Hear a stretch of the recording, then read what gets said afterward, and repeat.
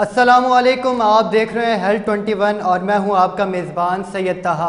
नाजरीन, नौजवानों में आजकल गंजपन के मसाइल दिन ब दिन बढ़ रहे हैं। ये क्यों हो रहे हैं और इन मसाइल का हल क्या है, इसी पर बात करने के लिए आज स्टूडियो में हमारे साथ डॉक्टर साहब मौजूद हैं। डॉक्टर अब्दुल्ला याहिया MBBS है डाओ हेल्थ से और कंसल्टेंट डर्मेटोलॉजिस्ट है। बहुत शुक्रिया डॉक्टर साहब वक्त देने का। डॉक्टर साहब बताइएगा कि ये बालों के मसाइल जो हैं ये क्यों होते हैं।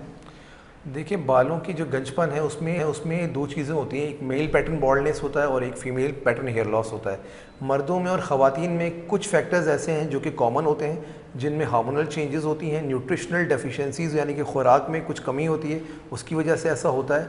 इसके अलावा जो है वो स्ट्रेस इंड्यूस्ड हेयर फॉल होता है और इसके अलावा बाकी इन्वायरमेंटल फैक्टर्स होते हैं, केमिकल इंड्यूस्ड हेयर लॉस होता है।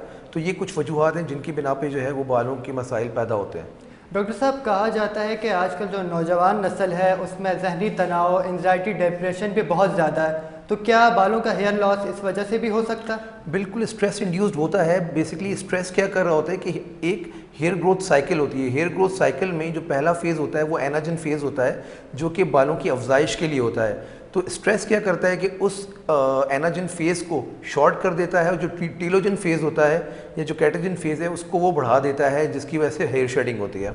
डॉक्टर साहब, गंजपन में और एक टर्म यूज़ होती है एलोपेशिया। एलोपेशिया में क्या फ़र्क है, अगर आप उसको डिफ़ाइन करना चाहें? एलोपेशिया जो है वो बाकायदा गंजपन को कहते हैं और दूसरा हेयर लॉस जो है वो बालों का झड़ना है।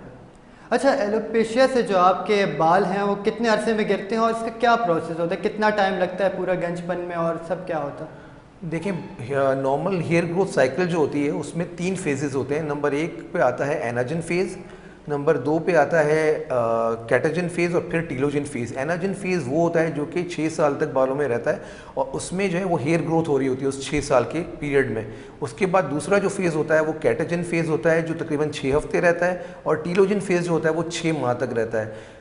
एनाजन फेज़ जो है पहले जो बाल होता है वो एनाजन फेज़ से गुजर के फिर कैटेजन फेज़ और टीलोजन फेज़ से होता हो जाता है और इस तरीके से टीलोजन फेज़ में जो है वो हेयर लॉस मुकम्मल तौर पे हो जाता है। इस में अब डिपेंड करता है कि फ़ीमेल में जो है कुछ फैक्टर्स ऐसे हैं जिनकी जैसे केमिकल्स अगर फीमेल यूज़ कर रही हैं, कोई हेयर डाई यूज़ कर रही हैं या रिबाउंडिंग करवा रही हैं या हेयर स्टाइलिंग जेल यूज़ कर रही हैं, तो इसमें एक डिस्ट्रप्शन आ जाता है। इस फेज़ में एक समझे इम्बैलेंस आ जाता है जिसकी बिना पे बाल गिरना स्टार्ट हो जाते हैं। अच्छा डॉक्टर साहब, ये बताइएगा कि जो एक बाल हैं ये गिरना मामूली बात है, लेकिन ये ख़तरे की घंटी कब बजते हैं, कितने तादाद में जब बाल गिरते हैं तो हमें? देखिए, 50 से 100 बाल तक जो है वो नॉर्मली गिर रहे होते हैं डेली बुनियाद पर।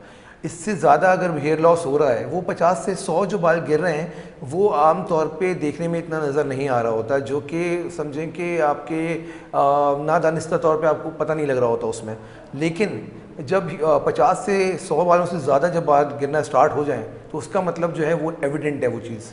अच्छा, एक मेल जब होता है, जब वो टीन एज में होता है, तो उसके बाल गिरने की क्या तादाद होती है, जब वो एडल्ट हो जाता है उस वक्त क्या तादाद हो जाती है उसकी? ये सारी चीज़ें डिपेंड कर रही होती हैं। मेल हार्मोन होता है टेस्टोस्टेरोन।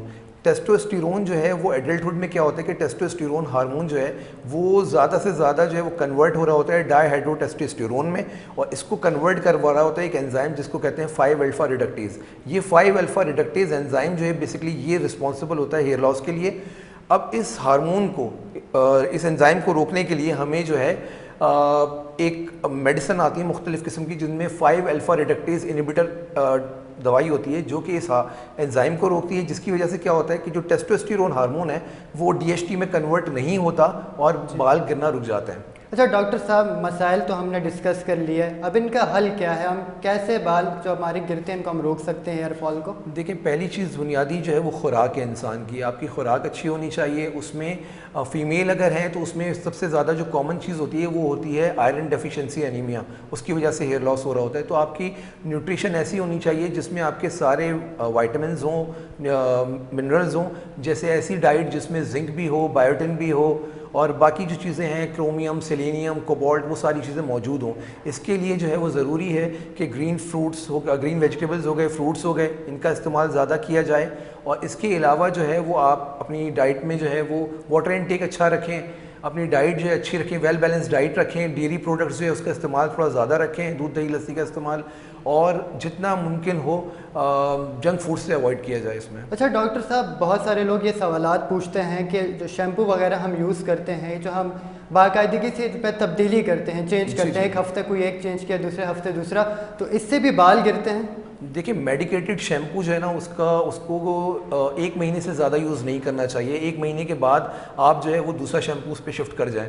लेकिन एक कोई भी ऐसा शैम्पू जिसमें सोडियम लॉरल सल्फेट हो वो यूज़ नहीं करना चाहिए। तो उसमें आप सल्फेट फ्री जो भी शैम्पूज़ हैं वो आप परचेज़ कर सकते हैं मार्केट से। अच्छा डॉक्टर साहब, ये बताया कि कौन से वाइटामिन्स हैं? वाइटामिन्स तो जैसे हम अद्वियात में ले सकते हैं, लेकिन अगर हम नेचुरल उसकी तरफ जाएं तो फ्रूट्स वगैरह हम कौन से ऐसे हैं जो यूज़ कर सकते हैं जो हमारी बालों की जो ग्रोथ को भी अच्छे करें और टूटने से भी बचा सकें? देखिए विटामिन सी जिन फ्रूट्स में है, जैसे कीनू, मौसमी, आम हो गया, उसके अलावा कीवी का इस्तेमाल जो है वो ज़्यादा से ज़्यादा करें। ये वो फ्रूट्स हैं जो कि बालों के लिए, ग्रोथ के लिए अच्छे हैं।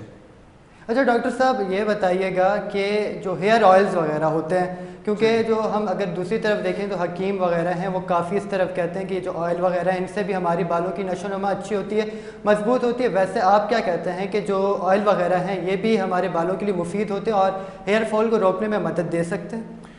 बालों की जड़ों को कुछ हद तक तो ये ज़रूर मजबूत करते हैं, लेकिन ये बालों में अगर फिजी ड्राई हेयर्स हैं तो उसके लिए तो ऑयल जो है वो बेहतरीन है, लेकिन हेयर फॉल के हवाले से इतना ज़्यादा कारआमद नहीं, क्योंकि ये कोटिंग फॉर्म कर रहे होते हैं बालों पर।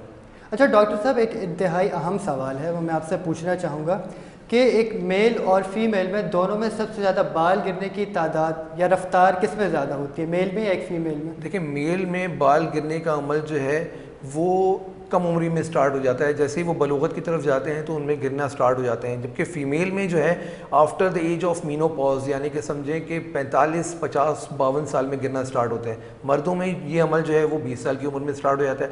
तो ओवरऑल अगर आप देखा जाए तो ओवरऑल मर्दों में बाल गिरने की तादाद जो है वो ज़्यादा होती है। अच्छा डॉक्टर साहब, जैसे आपने बताया कि मेल में और मर्दों में हार्मोन्स जो होते हैं उनके जी, वो वजह बनते हैं, तो फीमेल में क्या वजह बनती है बाल गिरने की?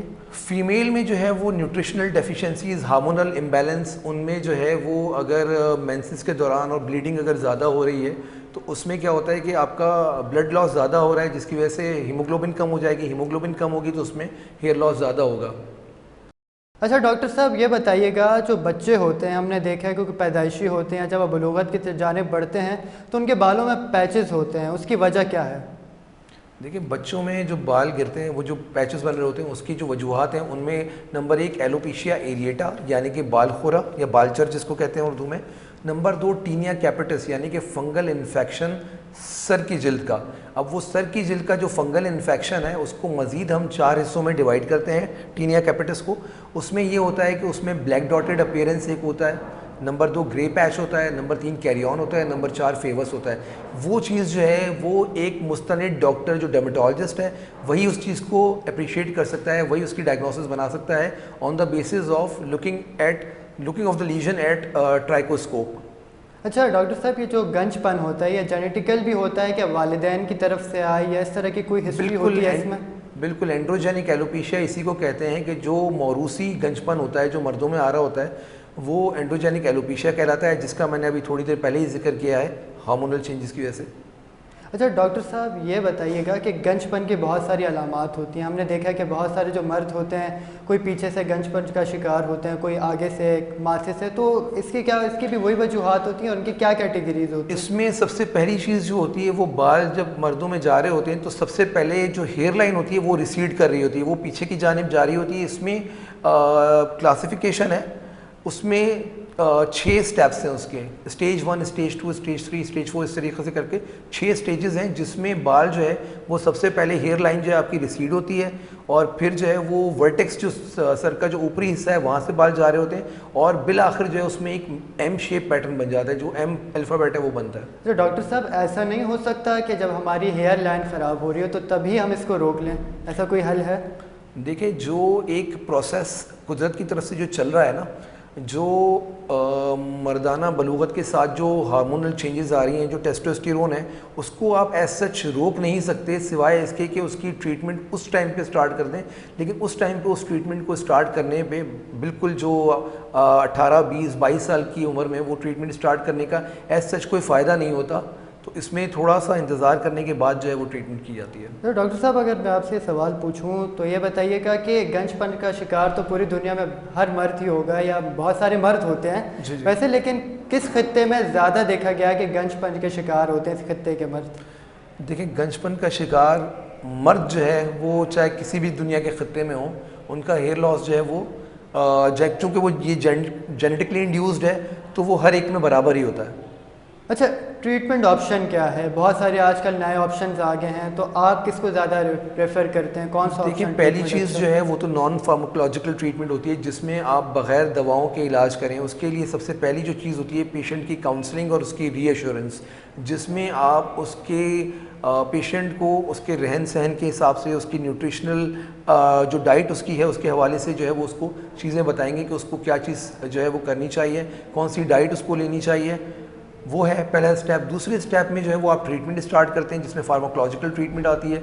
उसमें जो मेन चीज़ है वो है मिनॉक्सिडिल सॉल्ट, जो 2% में और 5% में टॉपिकल सॉल्यूशन आता है। ख़वातीन में 2% सॉल्यूशन स्टार्ट किया जाता है, मर्दों में 5% सॉल्यूशन स्टार्ट किया जाता है उसका। अच्छा, दूसरे नंबर, डॉक्टर साहब ये बताइएगा कि हेयर ट्रांसप्लांट भी एक ऑप्शन आ गया है, जो जिनकी उम्मीद ख़त्म हो गई अब दोबारा बाल आने की, तो ट्रांसप्लांट का क्या प्रोसेस होता है और कितने किस्म के ट्रांसप्लांट्स होते हैं? इसमें सबसे बुनियादी चीज़ जो है वो फार्माकोलॉजिकल ट्रीटमेंट में मिनॉक्सिडिल और दूसरा ये कि अब तो टॉपिकल अगर मिनॉक्सिडिल काम ना कर रही हो तो ओरल फॉर्म में भी मिनॉक्सिडिल आ गई, टैबलेट फॉर्म में भी। ये पहला ऑप्शन है। दूसरा ऑप्शन इसमें फिनेस्ट्राइड सॉल्ट होती है, जो कि टैबलेट फॉर्म में, ओरल फॉर्म में वो भी अवेलेबल है। जब ये दोनों ट्रीटमेंट फेल हो जाए तो फिर जो है इसके बाद जो ऑप्शन आता है वो आता है मीज़ोथेरेपी है, स्टेम सेल ट्रीटमेंट है। वो भी अगर फेल हो जाए तो फिर उसके बाद ट्रांसप्लांट की बारी आती है। और ट्रांसप्लांट की जो है वो फिर दो ऑप्शंस हमारे पास होते हैं, फॉलिकुलर यूनिट एक्सट्रैक्शन FUE होता है और FUT होता है। दो ऑप्शंस हैं इसमें। अच्छा डॉक्टर साहब ये बताइएगा कि जो ट्रांसप्लांट होते हैं वो कितनी किस्म के होते हैं? दो किस्म के ट्रांसप्लांट जो हैं वो FUE और FUT। FUT में हम क्या करते हैं कि जो पूरी की पूरी आपकी नॉर्मल स्किन की जो स्कैल्प की जो स्ट्रिप है उसको हम रिमूव करके जिस जगह पे भी आपका जो रेसिपिएंट एरिया है वहाँ पे हम लगा देते हैं, डोनर एरिया को। दूसरा होता है फॉलिकुलर यूनिट एक्सट्रैक्शन, जिसमें हम एक एक फॉलिकल को रिमूव करके जिस जगह हमने ट्रांसप्लांट करना है वहाँ पे हम उसको लगा देते हैं। डॉक्टर अब्दुल्ला याहिया डाउ यूनिवर्सिटी से MBBS हैं, हमारे साथ मौजूद थे। डर्मेटोलॉजिस्ट भी हैं। उन्होंने गंजपन के मसाइल के बारे में बताया, उसका हल क्या है इस बारे में बताया। अपने मेज़बान सैयद ताहा को हेल्थ 21 से दीजिए इजाज़त। अल्लाह हाफ़िज़।